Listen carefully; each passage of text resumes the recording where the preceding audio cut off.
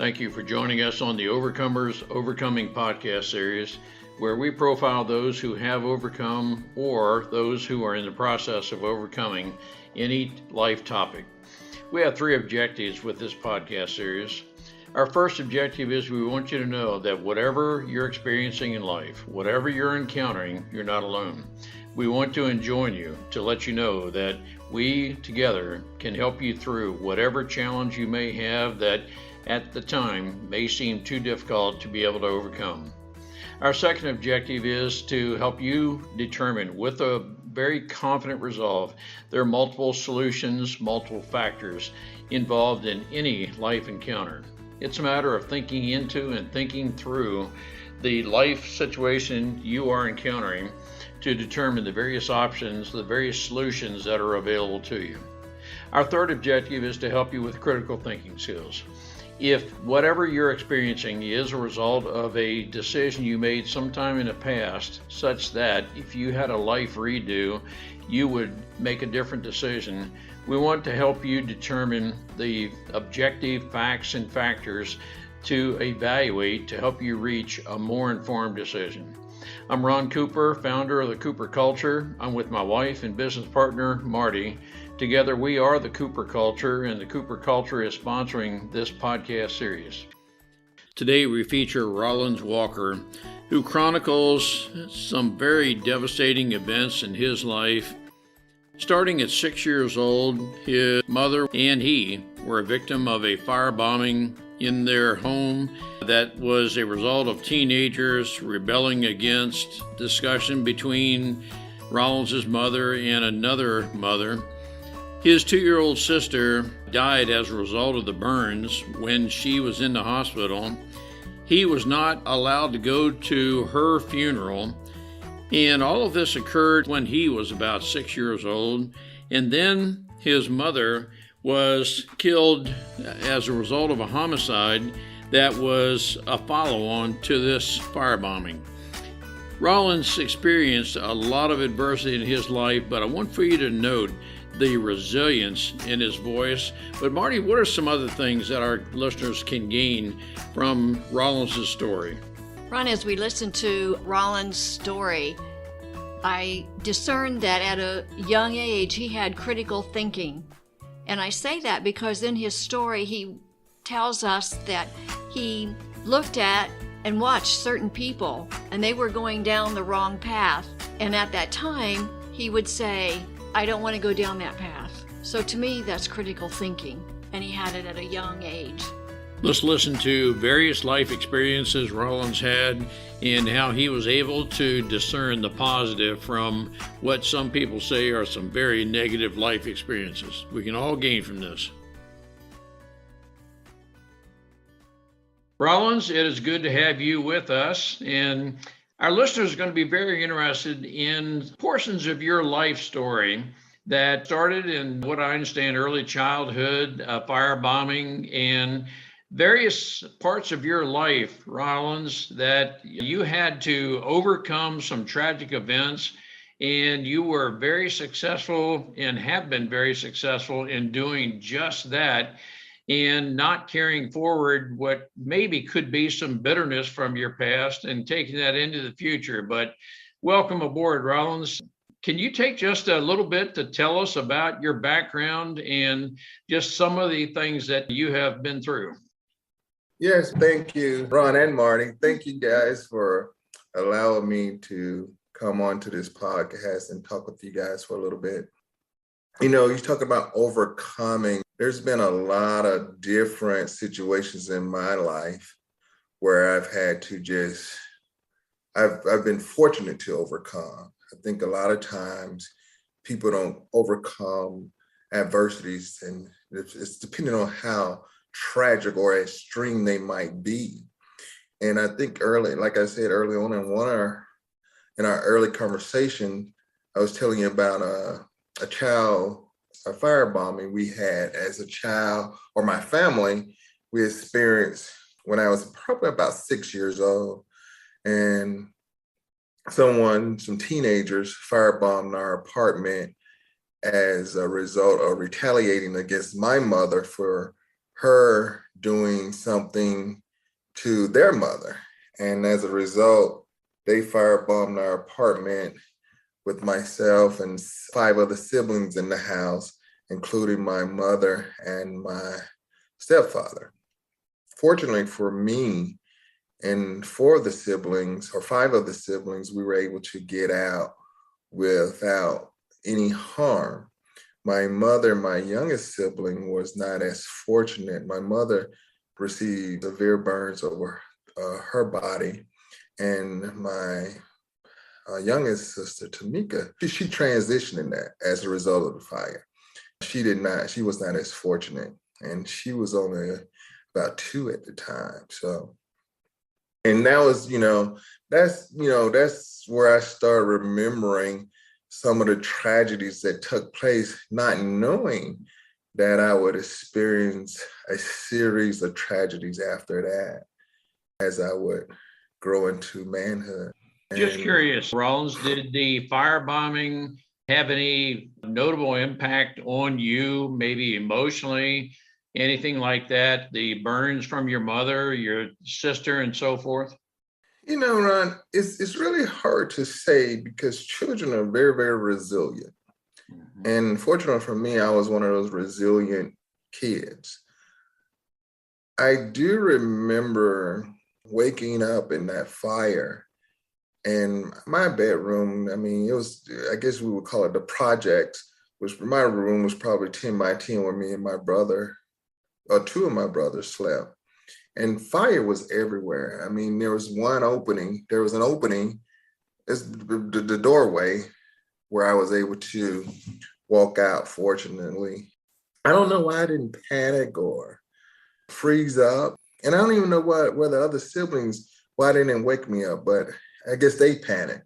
But when I woke up, I was alone and I just walked out into the outside. And I don't really know how that affected me. I do remember being sad about my mother and my sister being hospitalized as a result. And things were happening so fast. I don't think I really had a chance to experience any sadness because I remember it happening.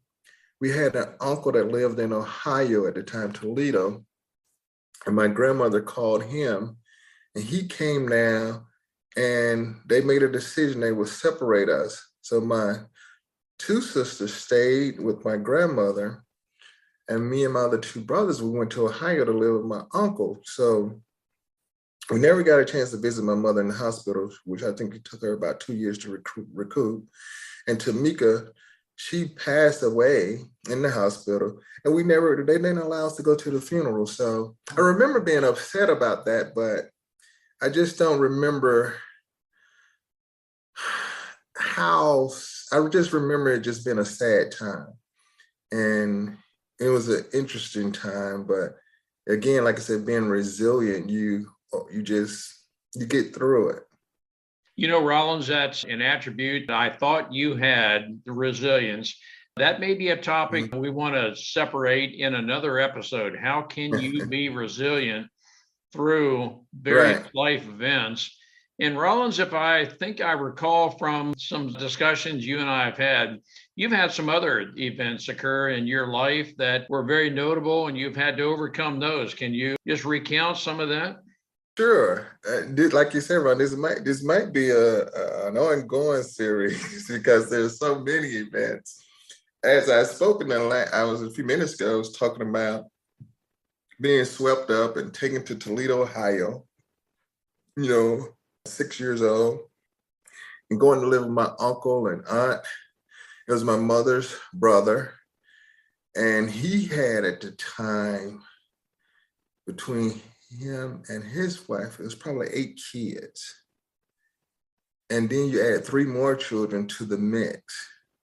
So you can probably just guess how helter-skelter that was. Mm-hmm. And now, this is where it gets interesting, Ron and Marty. My uncle at the time was probably one of the biggest drug dealers and gangsters in the city of Toledo, Ohio. And I don't know if you remember the movie with Denzel Washington with Frank Lucas. My uncle was similar to him in the fact that, but the difference, the thing that was different about my uncle, he was a church going man. He was very involved in the community and he gave back, but he was a drug dealer and a gangster. And so I watched him, you know, growing up, and I wanted to be just like him at one time. But he was also very abusive in how he disciplined us. I remember him, you know, there was times where I would be disciplined by either him or his wife, and it was very abusive. I don't understand how you could, you know, I don't know what it was abusive. I mean, physically abusive in the way they was spank us with straps or what have you, or stitching cords or with switches or whatever. But at the same time, again, being a child is almost like what they call it. You don't like it, but you still love them. You know what I mean? Because it's like a dog, I guess. A dog just keep on loving you no matter what. So again, I was like 6, 7, 8 years old, experiencing that. But fortunately, my mother was able to recoup, and she requested that he bring us home. And after she had gotten herself together and gotten a new place and so on and so forth. So we lived with him a while, and we was able to come back to Atlanta, which was a good thing. At the time, initially, we thought it was a good thing. But, you know, shortly after we moved back to Atlanta, like I said, and I have to tell the story. My mother was 19 when I was born. 6 years later, we had the fire. So she was a fairly young woman and had been married twice, mind you. So 19, you add 6 years to that, and then another 2 years is 8 years. We come back to Atlanta. Now she has 5 children that she's dealing with and trying to survive. Because at this point, my father's not in the picture, and my other siblings, the 3 oldest, their father's not in the picture. And the youngest boy, my youngest brother, his father's not in the picture. So we moved back to Atlanta, and things just fell apart again for my mother, because I don't know, it was just the extra burden of having to feed 3 more miles or what. But shortly after we came back, we got set outdoors. You know, I don't know if it was I think it was during the summertime. And at this time I had to be 7, 8, because things were happening so fast in my early childhood. So the fire happened at 6. I say it was 2 years, but I guess we came back to Atlanta about 7 or 8 years old. After the fire, we got set outdoors. There was a knock on the door. My oldest brother didn't answer the door fast enough. The sheriff kicks the door down and said, "We have a warrant to evict." My mom was at work at this time. So we're all kids. We don't know what to do. And so, of course, they snatch everything up and put us out the house and set everything in the front yard. And so another traumatic event, dealing with the fire, dealing with my uncle, now being set outdoors. And I remember we were all sitting in the yard watching the furniture. My mother comes home. She's walking up the street because, again, we didn't have a vehicle. And, you know, she just breaks down and starts crying because we're sitting in the yard with all our furniture. And so, again, another tragic, terrible circumstance of events. You know, and the stories just keep going. And so those are just, and again, you know, why I was able to survive a lot of the things that happened, Ron and Marty, is, you know, it amazes me sometimes. But, you know, one of the things I used to say, and I think when we first met, I think I said this to you, I used to say, you know, it was the God in me. And then as I became a man and I started thinking about that and analyzing that statement, I realized that was a really, really selfish statement. And let me tell you why. Because God is in us all. He's in us all. He blesses us all. He's in us all. He created us. God does not create any mistakes. Mm-hmm. So I stopped saying that because for me, I was like, if for me to say that and somebody, and I say who's less fortunate, and I do believe I was fortunate because I was able to overcome and survive. But to say that would make another person think, well, is God not in me? If they're going through something and they're not able to make it through and see it through.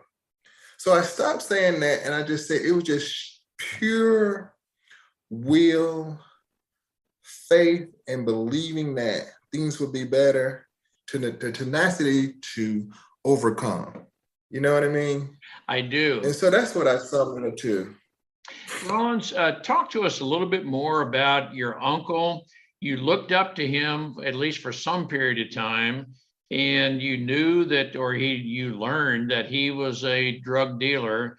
And maybe you at some point saw the dichotomy between going to church and being a drug dealer, and your dad was not in the picture. How were you able to work through that? And what I'm leading up to is, or asking you, how were you able to stay away from drugs? Your dad was not there to mentor you, it appears. Well, let me say this, Ron. If I get long-winded, stop me, because sometimes my wife Vaughn will tell me, "Sir Rollins, you didn't answer the question," and I have to circle back because there's just so much going on in my head. Now, mind you, I admired my uncle because, like I said, he did so much positive, and I didn't see any of the bad he did besides just selling the drugs. You know what I mean? I heard about things he would do to people. And I mean, he was just like the Godfather. I mean, he had judges and Congress, Senate, I mean, politicians in the city. I mean, he had everybody that looked out for him. So it's kind of hard not to admire someone like that, even though he was a drug dealer. And I didn't really equate him being a drug dealer as being a negative thing until I became a teenager. And at that point, I realized, I don't want to be like that. But as a kid growing up, the money and the houses and the cars, it was intriguing. It was intriguing. And I wanted to be just like him. And then I had another uncle who was a lawyer, who went to college and got his master's, got his PhD, and I didn't want to be anything like him. He was boring. But my uncle, that was the drug dealer and the gangster, I admire him. Yeah, it sounds as if there was at least some personality attraction, but then in your maybe early teens, there was something in you that said, well, no, drugs are not right. So you chose not to go the drug route. Well, I admire that in you. There are some people who succumb to that. Well, I was probably about the 8th or 9th grade, when I made a decision that, because I started carrying a gun I was about the 8th grade when I started carrying a gun. And then it was the 9th grade when I decided I wanted something different. I didn't want to end up like my uncle, who ended up in jail. I didn't want to end up like my mom. And that's what I said. The story goes further. When I say I end up like my mom, Ron and Marty, my mother was murdered later on in my life by her boyfriend. So I didn't want to end up dead in jail like my uncle. I don't want to end up dead like my mother. And then my eldest brother spent all his adult life incarcerated, from the time he was probably in his early 20s to he transitioned and passed away in jail in his early 40s. So at that time, I was looking at all those three dichotomies, and I was thinking to myself, wow, if I don't do something different, I'm going to end up having the same outcome. I either knew I was going to end up in jail or dead. And neither one of those was a viable alternative for me. So I made a decision that I was going to be different and do something different with myself. I didn't know what that was at the time. I just knew I was going to try to walk the straight and narrow and just make something of myself. Let me interject right there, Rollins. There's some people who have lived a life and because they say, that's all I've known. That's what my past has been. The drugs with your uncle, your mom, dad, and your mom passing away, the firebombing, and that's all you've ever known, chaos. But there's something in your life, Rollins, there's something about your character that leads me to think that you're not going to carry on that type of past. And I use the term chain breaker. You impress me as being a chain breaker, and you are not going to continue with that kind of a background. And that may be directly related to your resilience, that you're going to make the right decisions. You're not going to follow the path in which you've been raised. Am I characterizing any of your thoughts? You are, and I had. You're right. You're absolutely right. Fortunately for me, with all that negativity, I had a lot of. I had some positivity. I ain't gonna say a lot, but I guess I had enough positivity surrounding me where I could see something different. And so, like I said, okay, I talked about being set outdoors, and then we were in and out of foster homes, three homes to be exact. And then we was in the foster shelter at one point. And in the last home I was in, I was in the sixth grade.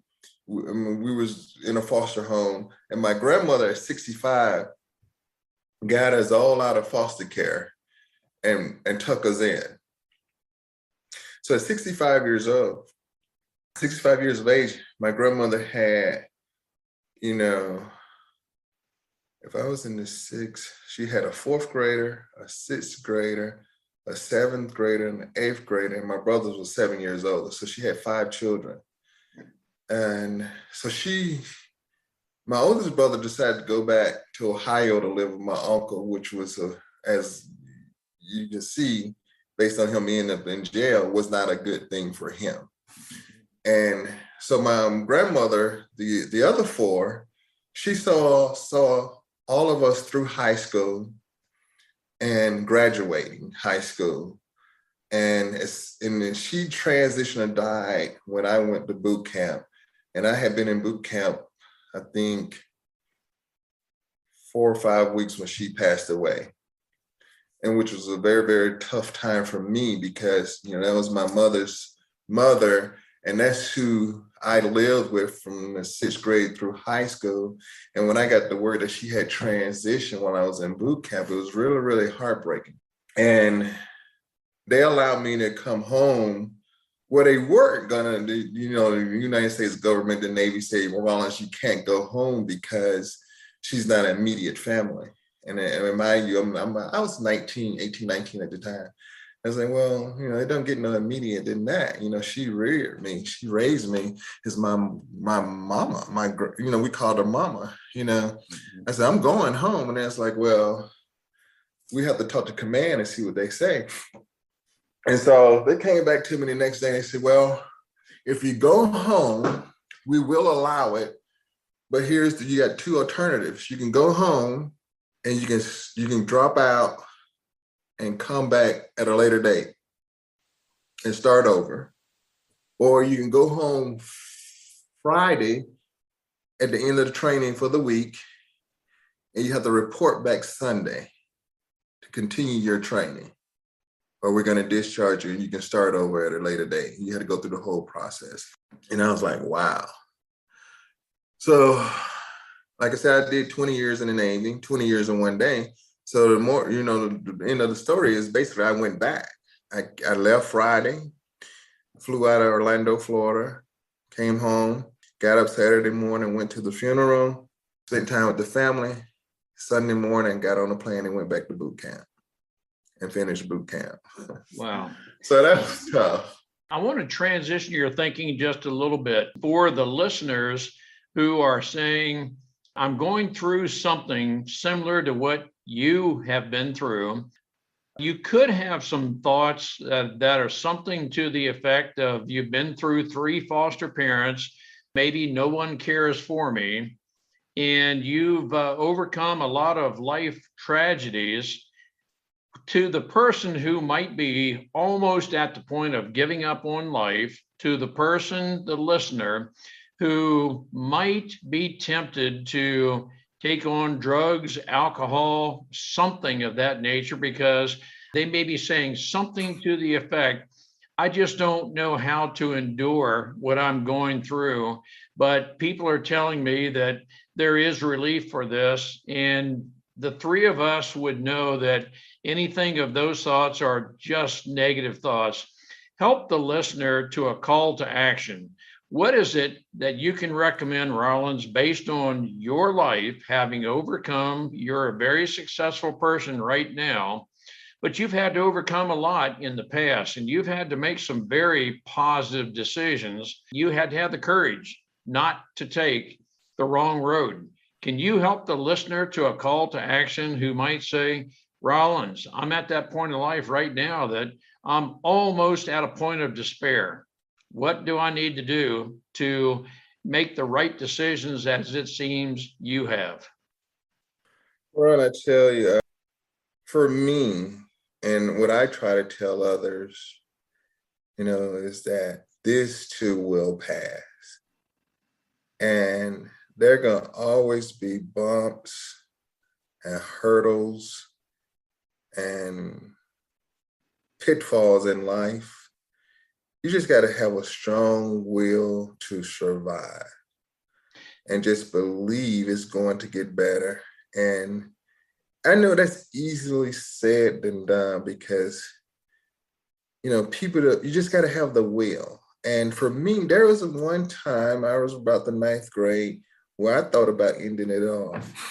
I was just tired. I was tired of struggling because, like I said, my grandmother got us out of boot camp, but it wasn't easy living with her. I tell people, I was in boot camp for 6-7 years before I went to boot camp. My grandmother was my drill sergeant. She was a taskmaster. And she was a tough lady. And I hated living with her. And there was a time where I was like, well, life is not worth living. But I knew for me, that was not the answer because I had seen enough goodness around me. Fortunately, we stayed in a neighborhood where there were families with mothers and fathers, and they took care of their children. And there was a gentleman in our neighborhood that took a liking to me and spent a lot of time with me and encouraging me. And the last foster home I was in, the people I call my mother and father to this day spent a lot of time with me after my grandmother had taken custody.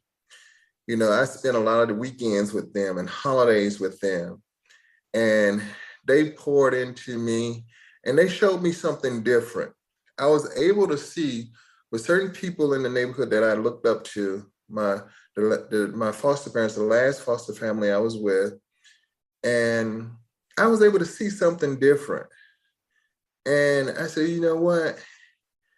Maybe there is an alternative, besides the drugs and alcohol. My mother was an alcoholic. That was one of the reasons she got into the fight. And so alcohol was never a choice for me because I saw how chaotic and how damaging that could be. The drugs and the drug dealing was not a choice for me because I saw that that was not going to end well. So for me, I was fortunate enough and wise enough to say, Rollins, if you do that, it's not going to end well. You may have short-term reward, but it's not going to end well. And so I decided that I was going to take the other road and try to do something different. And that's what I decided to do, just believe and have faith. And I don't profess to be a religious person. I don't get caught up in people of religious affiliation, but I am spiritual. And I do believe that there's something greater than me, something greater than you and Marty. There's something better than us, outside of us and in us, because God dwells in us. And so I believe that. And I chose to go down that road of, there's something better on the other side. And I told myself as a kid, this is not my story. This is my mother's story. This is her movie. And when I get a chance to write and direct my own movie, I'm gonna write a different kind of movie, a different kind of story. When I'm in control, I'm going to be better and do better. And I just believe that. And I looked at people in the community, there was heroes and sheroes that I looked to on television. And you guys remember, Ron and Marty, when I was growing up, there was not a lot of people on television that looked like me. So, I looked at the Leave It to Beavers and My Three Sons and I say, okay, and I fantasize about, my life and what my life could be like. So, and then, like I said, then I would look at my uncle who was the attorney and a lawyer, successful attorney and lawyer. And then I had an aunt that was very successful and just different people in the neighborhood that were successful. And so I decided to be better and do better. That's a very positive statement, Rollins. And you're the kind of person where you could have been under the influence of drugs and alcohol, but you, by your testimony, said you knew that was not going to end well. So you were not adversely influenced by that. It does appear, and I'm going to phrase this as a question, that your grandmother, albeit she was the consummate drill sergeant, and others were very influential, very impactful in your life. And I want to encourage our listeners to engage with the Rollins Walkers of the world, those who at some point may feel down and out. But folks, let's engage. Let's engage with these people. Rollins, by your testimony, you felt that there was more to life and better than what you were experiencing at various points in your life. But I think, I want to phrase this as a question. It appears that there were others in your life that helped affirm that. They helped bring out the very best in Rollins Walker, and they chose to engage in your life. Am I accurately characterizing some of the people influence in your life? I want to do what I can to encourage you to think of someone who needs some encouragement. Even if you don't know they need encouragement, just think of someone, at least one person, whom you can contact in any form: email, text, phone call, whatever it may be. A person that you can just say, just thinking of you, and just want to check in with you, see how you're doing. And you may be surprised at how just that, what is sometimes known as a random act of kindness, can add encouragement to a person's life when they had no idea to expect a call such as that from you, and you just happen to be the right person on the right day, the right time to encourage them just because of stuff in their life. Let me encourage you to do that. Just do it, even if you don't know if they need a random act of kindness. I'm going to guess that what you do is going to be that act of kindness they need. Share it with us and let us know how you encourage someone else. You're absolutely right. It's just sometimes you just have to show a little love. And showing love is just saying hello. It's saying you can do it. It's just a pat on the back, you know what I mean? It's a handshake, it's a smile, Love don't have to be complicated. It's, just a smile and say, Rollins, I see you. You know what I mean? So, and I had a lot of people, fortunately for me, and I had people that was just did that for me. And Ron, you hear a lot of sad stories about foster care and foster parents. Fortunately for me and my siblings, we were in good homes. The first home was a good home, very loving people and caring people. and the second home, and then of course the third home. And then by the time we went to the third home, we were all split up. But I was always fortunate and blessed to be surrounded by good people. You know what I mean?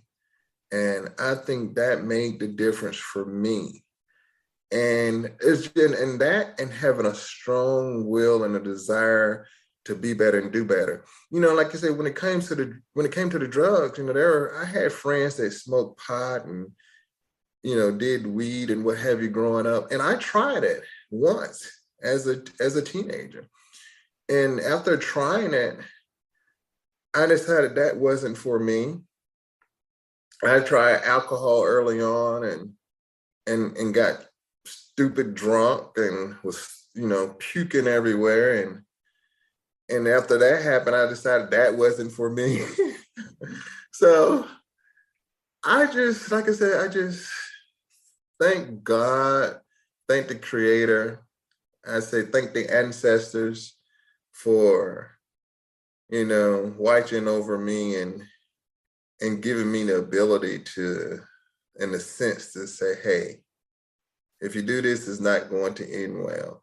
Well, one of the things that was very important you said, Rollins, is that showing you care, showing that you can be a friend can be very simple. Just a hello, how are you doing? A pat on the That's back, it. anything like that can have the meaning that I care, I love you. And guys frequently don't say I love you, but let's just say that, you know, I care for you, I care about you, and just a fist bump or something of that nature. Sometimes that can help a person keep away from a bad decision. It really, really can. It is, you know, I talk about my grandmother. I loved her. I loved my grandmother, but I also feared her. She was unorthodox. She was from the old school. Her way of rearing children was not conventional means. And and like she believed in the Bible, spare the rod, spoil the child. And she did not, she believed in spankings and discipline. And she was a staunch disciplinary. And I think at some point along the way, I fear her more than I fear the law. Yes, And I understand that very clearly. yeah, Sometimes she a would, stern look in the face is a whole lot worse than maybe having a 2-week timeout. yeah, she would cut you down. I think she told us when she would tell the story to not us, but just different people. And she said the judge asked her when she was requesting custody, would she discipline us? And she told the judge, I will knock them down. So, and he gave her custody. So at that time, things were a little bit different. So you could spank children and discipline children. And so it's not as easy today. But I think too, you know, like I said, I had people that poured into me, and I don't think, you know, I don't think all people, I think we just get caught up in our day-to-day lives and we don't take the time. And like you said something wrong about saying I love you. I've never had a problem saying I love you to my friends, whether it be male or female. And I didn't realize I was doing it as much as I did it until I got married. And one of my friends stood up and he was talking about how he knew me and our relationship. And he was saying that he never told another man he loved him until he met me. So, you know, and I think it's okay, you know, it's not about the machoism. Is, you know, I think that's one of Jesus' basic principles was love. And, you know, I don't think we have enough love. You know what I mean? It's sad, and I tell people my situation was sad. It really was, but I don't have any remorse. I'm not bitter.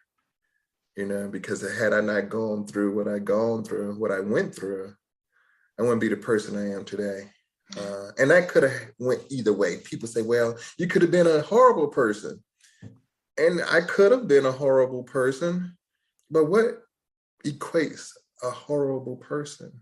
You know, people go through stuff in life and it happens, and you just got to believe that it's going to get better. And I used to always tell myself, it's going to get better. How? But I believed it was. Yes, right there is the topic I'd like to pick up and with another episode, and that's an aspect of being resilient.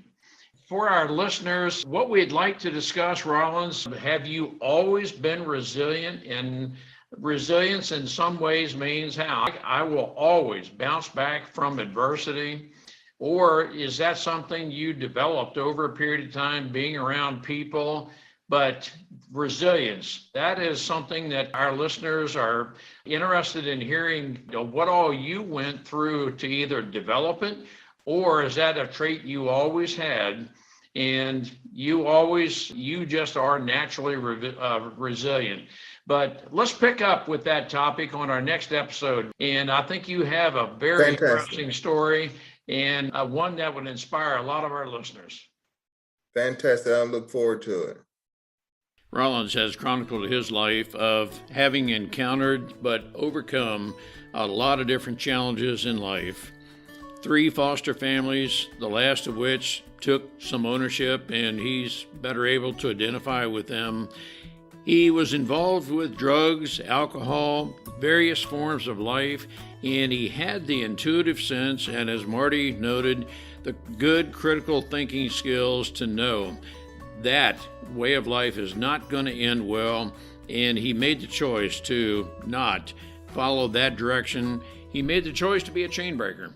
And I want to encourage each of you, as you are recounting Rollins' life, if you can be a chain breaker to some aspect of your past to help your children, your spouse, anyone within your circle of influence, I want to encourage you to do that, to have the courage to reach out and make the right decision to say that we no longer can continue the way we're going, or just think through the various situations you find yourself and just say, we're not going to go that route. We need to do whatever is needed. You need to develop the courage to face possibly those within your circle of influence who are possibly encouraging you to go a different direction, and let them know that you have made the right choice, the best choice for yourself, your family, and those within your circle of influence. It is difficult to have the courage, and when you're the only one within a larger circle of friends who are taking you in a different direction, or possibly, if they're not taking you, they're at least attempting to influence you to go in a wrong direction, and you just know intuitively it's not the best choice you can make. Marty and I want to help you and anyone within your circle of influence to make the right choice, to have the courage to do what is right. Marty and I are faith-based. We do believe that our faith in Christ, He will take us through or around, as Scripture clearly says, any challenge in our life. He, when we are founded with the right principles, can help us through any of life challenges, and He will help us to work out, live our life of making the right choices. Some people need coaching to help them through whatever they're experiencing in life. Marty and I are certified coaches through the John Maxwell team. Let's schedule a 30-minute complimentary coaching session to help you determine if Marty and I are the right person to help you perform at your maximum potential. Some people are not at their maximum potential simply because they're thinking of different things in life. They're not certain if they can make the right choice. They're confronted possibly with things that have been said to or about them in the past, and there's some people who doubt themselves. Marty and I have each overcome those challenges in our past life, and we are moving forward with our life, and we, from the depth of our heart, want to pass on our experiences so that we can help advance as many people as we can. We hope that we can warrant a 5-star rating from you through this podcast and the Overcomers Overcoming podcast series. We hope you will choose to share this podcast and the entire podcast series with your circle of friends.